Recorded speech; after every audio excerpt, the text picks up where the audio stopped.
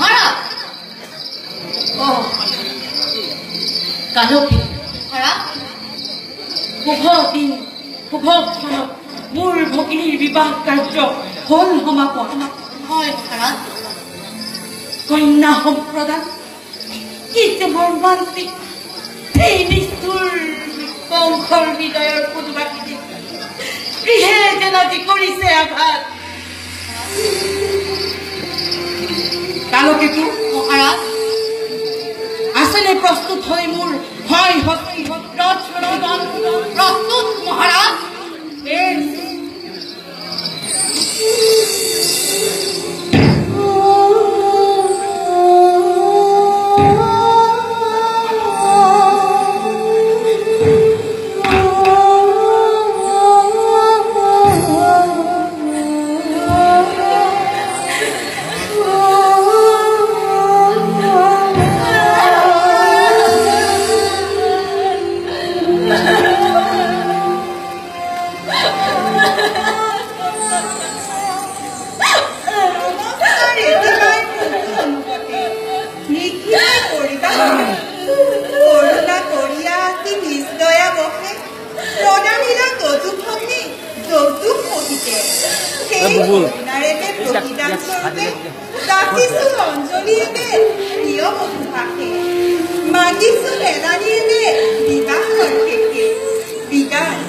বিদায় মহাৰাজ যাও আমি নিজ দেখে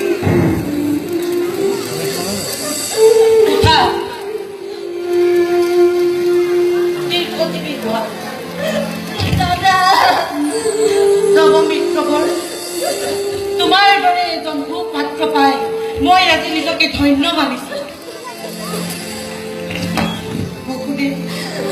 আজলি ভগিনীক মোৰ তোমাৰ হাতত কৰিলো অৰ্পণ সুখে দুখে জীৱনে মৰণে থাকিবা দুয়ো সমভাগী হৈ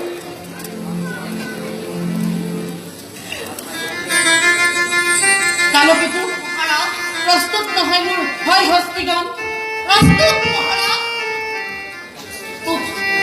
নাকানিবি আৰ তোৰ চকুৰ চকুপানী হয়তো নহয় কদাপি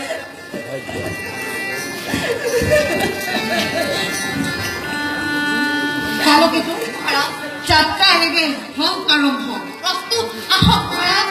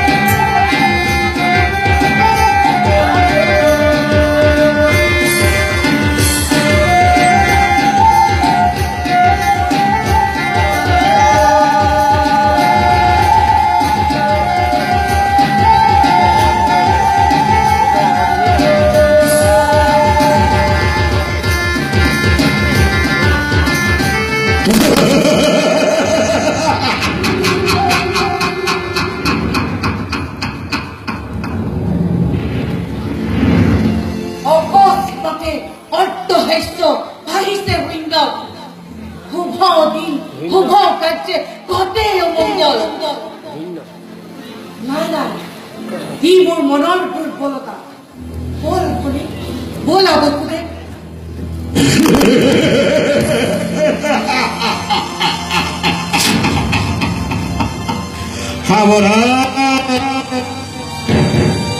সাৱধান কংস যি মহাৰাজ সমাৰোহে আপোন পাহৰাত যি মূৰ্খ কংস স্নেহৰ ভনীটোৰ দৈৱকীৰ দশম সন্তানে সংহাৰ কৰিব তোক অৱলীলাক্ৰমে।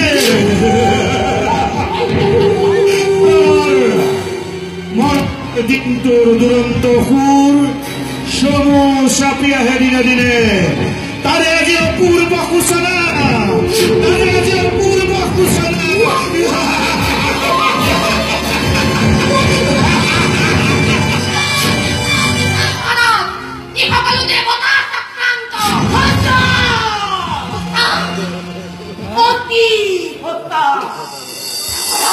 মনত পৰিছে সেই দুৰ্গতিৰ বৰ আনন্দত আপোন পাহৰা হৈ পাহৰিছো নিজৰে বহুত ভৱিষ্যত। সাৱধান কৰি দিছে আকাশবাণীয়ে, সোঁৱৰাই দিছে মোৰ কালকেতো ঘৰুৱা বিজুলী বেগেৰে তীক্ষ্ণ তলোৱাৰ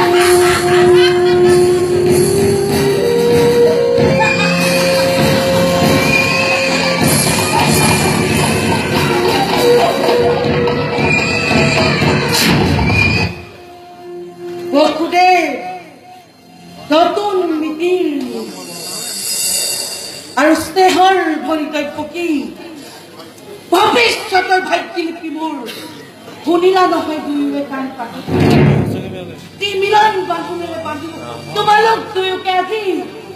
সেই মিলনে আজি স্পষ্টভাৱে কৰিছে ঘোষণা অচিৰতেই কংসৰ মৰণ হিয়া ভৰা আনন্দ যি কৰিলো প্ৰদান তাৰেই আজি সুন্দৰ প্ৰতিদান। অচিৰতেই কংসৰ জীৱন অৱসান ঠিক কৰিবা অমৃতত যে গৰল উঠিল বেশ কথা সেয়ে হব নহব মাথা ঘৰ ঘৰতে দৈৱকীক কৰি শিৰছে মুক্ত হব খোজা মোৰ মৃত্যু দুৱাৰ মেঘ কৰি চিৰকাললৈ।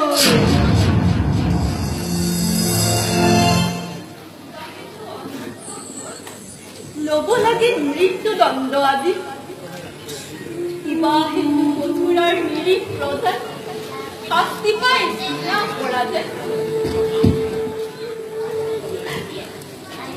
ৰজা হৈ ৰাক্ষস মূৰ্তিৰে মানৱ নামত কিয় কলংক সাজিছা দাদা? বিকাশী নাই তোৰ কোনো অপৰাধ, অপৰাধী নুহে কোনোৱে মথুৰাৰ প্ৰজা। যত মানে অপৰাধ এই কংসৰ নে কি কোৱা বসুদেৱ? কোনে কৰে কিবা অপৰাধ কবলৈ কিবা আছে মোৰ কলে জানো শুনিবা কথা। ৰজাজনী সৰ্বশক্তিমান সকলো কৰিব পাৰা নিজ ইচ্ছামতে। সঁচা হওক মিছা হওক ন্যায় বা অন্যায় সবাৰো বিধান হয় ইচ্ছাতে তোমাৰ। সেই গৰ্বতে গৰ্বিত আজি তোমাৰ হিৰে সীমান্তে ৰম্ভিছে। হত্যা কৰি ভগিনী নিজক তুমি মৰণকো ৰুধিব খুজিছা? পৰিহাস নালাগে কৰিব বিলম্বই মিলাই বিকিনি।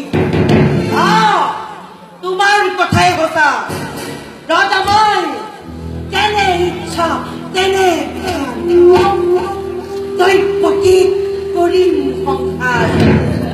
তাৰ পাছত চাম ভালদৰে পিঠাচীৰ অষ্টম সন্তানে কি কৰে এই সংখ্যক বিধান সাজু হয় পিঠাচী মৃত্যুৰ দণ্ডাটো তেওঁ মুক্তি দিব নোখোজে বাধাতেও নিদিবা দিব দাদা সাজু আছো প্ৰত্যেক মুহূৰ্ততে কিন্তু দাদা ধৰুক জানিবা বীৰ তুমি সৰ্বশক্তিমান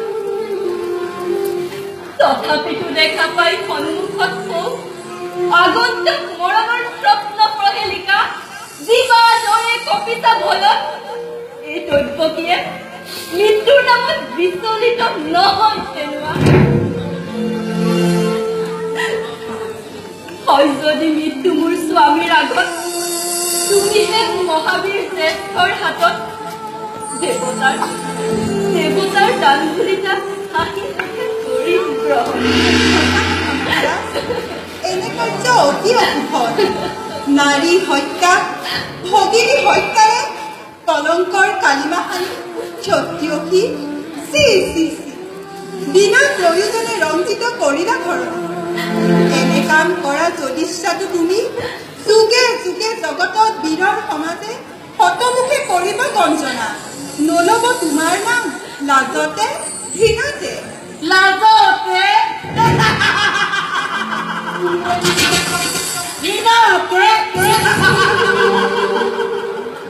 আৰু তাৰে ঘৰত হাত পুহি গাখীৰ খুৱাই এই সংঘই জগতত বীৰ বুলি দিব পৰিচয়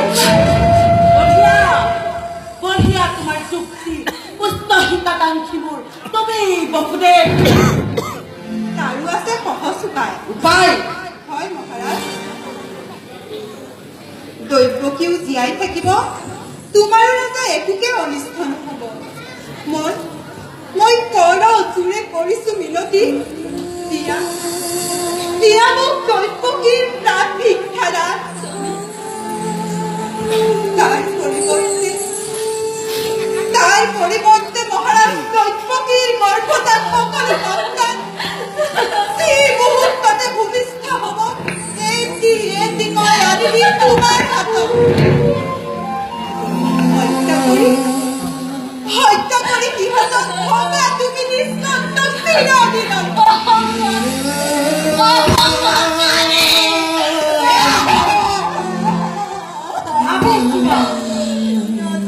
ভাবি চোৱা বসুদেৱ পাৰিবানে প্ৰতিজ্ঞা পাৰিব পাৰিবানে বিসৰ্জিব নিজ সন্তানৰ স্নেহ যদি পাৰা নাই মোৰ অলপো আপত্তি তোমালৈ চাই দিব পাৰো মুক্তি দৈৱকীক শক্তিধৰ নৰপতি প্ৰথমে আশ্ৰিত আমাৰ পৰা প্ৰবল শক্তিৰে তুমি আপু নিষ্ঠাৰে কাঢ়ি নিব পাৰা তথাপিতো কওঁ শুনা ৰাজা মিছা কথা কদাপি নকওঁ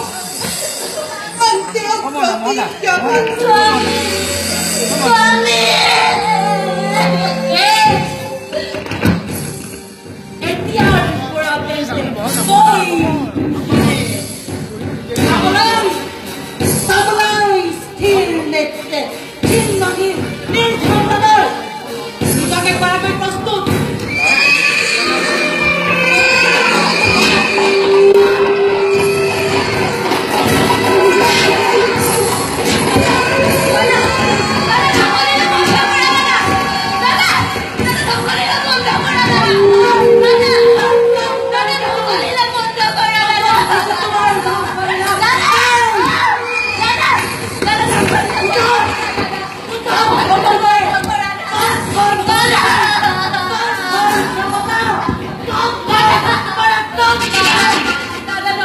বন্ধ কৰা